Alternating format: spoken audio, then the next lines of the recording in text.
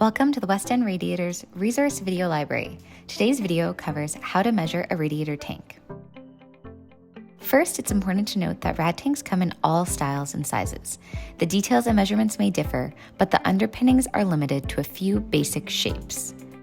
These styles are all listed on our tank sheet that you can find in the video description. Be sure to clearly identify the style of tank and enter your measurements on the correct sheet, as each one requires different measurements, so the tank can be made as close to the original as possible.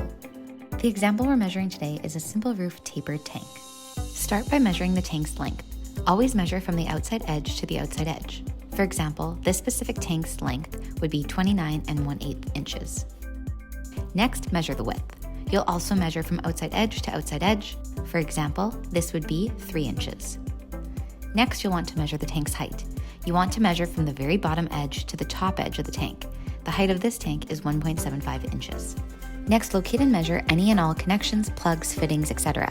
These measurements are needed to accurately locate the openings.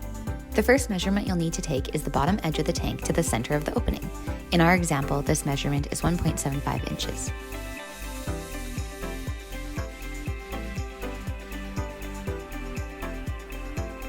With connections specifically, you'll need to provide 2 more measurements. For the first measurement, provide outside dimension to the connection. In our example, this is 2 inches. For the second measurement, measure the connection to the edge of the tank.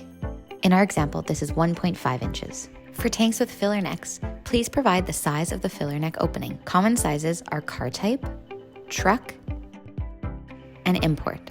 Please correctly enter these measurements into the tank sheet and clearly identify where the filler necks are located. Since the tank we're using is a simple roof tapered tank, we also need to take measurements of the length and height.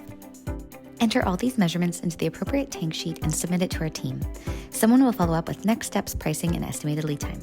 You can find a link to our tank sheets here in the video description or visit our website to learn more.